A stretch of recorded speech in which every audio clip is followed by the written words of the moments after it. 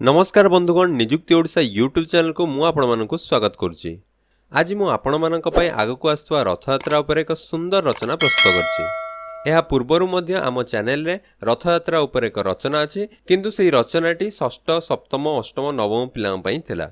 हेले आजिर एही रचनाटी नवम दशम किंबा तदूर्ध्व श्रेणीर छात्र छात्री मानक पई उद्दिष्ट। तेबे चलंतु आरंभ करिबा आजिर रचना। सर्वप्रथमे उपक्रम। ओडिशार इष्ट देवता महाप्रभु श्री जगन्नाथ केवल ओडिशार नुहे, से समग्र विश्वर देवता। तांको पई 12 मासरे 13 पर्व पालित हुए। एही सबु पर्वपर्वाणी मध्यरु विश्व प्रसिद्ध रथयात्रा एक मुख्य पर्व। प्रतिवर्ष आषाढ़ मास शुक्लपक्ष द्वितीया तिथि रे पवित्र रथयात्रा अनुष्ठित हुए। एही यात्रा को श्री गुंडीचा वा घोष यात्रा मध्य कुहा जाए।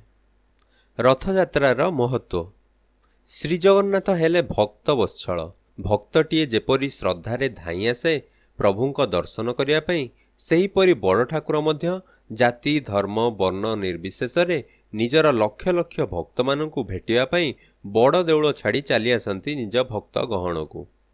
यह सारा पृथ्वी को मानववाद, समानता एवं विश्व भातृत्वर संदेश देई थाए। पुराण रे वर्णित अछि जे श्री जगन्नाथ को रथरे दर्शन कले पुनर्जन्म हुए नहीं। पूर्व प्रस्तुति।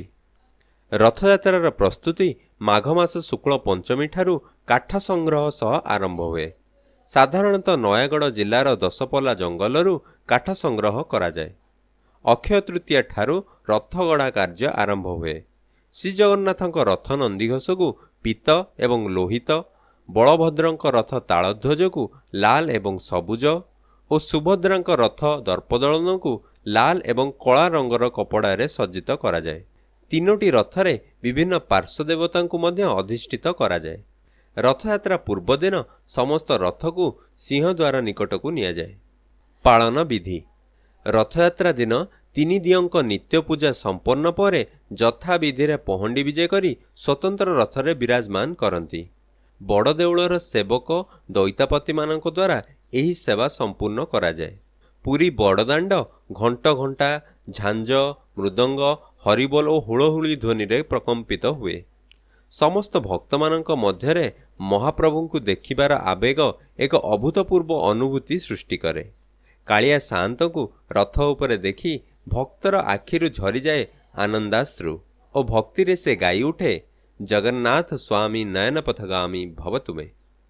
गजपति महाराज रथ मानंकरे छेरा पहरा करी निज भक्ति नैवेद्य अर्पण करती।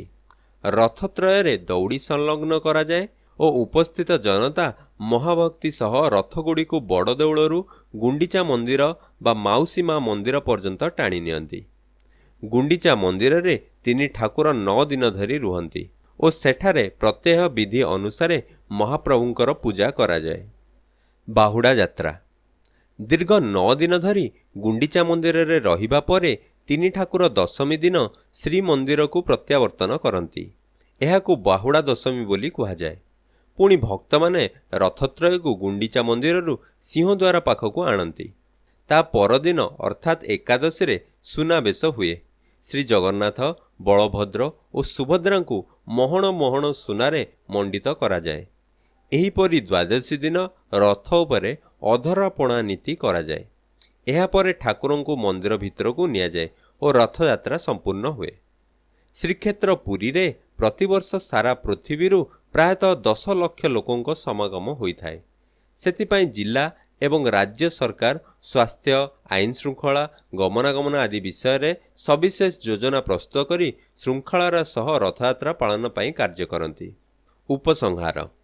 रथयात्रा केवल ओडिशार नुहे, समग्र भारत वर्षर संस्कृति और आदर्श को प्रचार करे। यह उत्कलीय संस्कृतिर गर्व गौरवर प्रतीक। सर्वधर्मर समन्वय और जाति भेदर निराकरण रथयात्रार अन्यतम महत्व। यह आमको साम्य, मैत्री एवं भातृभाव शिक्षा देइथाए। तेबे बंधुगण, यह थिला रथयात्रा उपरे आपण मानक पई एक रचना। आपनको ए रचनाटी किपरि लागिला निजर मतामत आमको कमेंट बॉक्स रे निश्चित दियंतु। तेबे आजि पई एतिकी। आपण सहित भेट हबो अन्य एक वीडियो रे। सेतेबेला पर्यंत मते विदाय दियंतु। नमस्कार।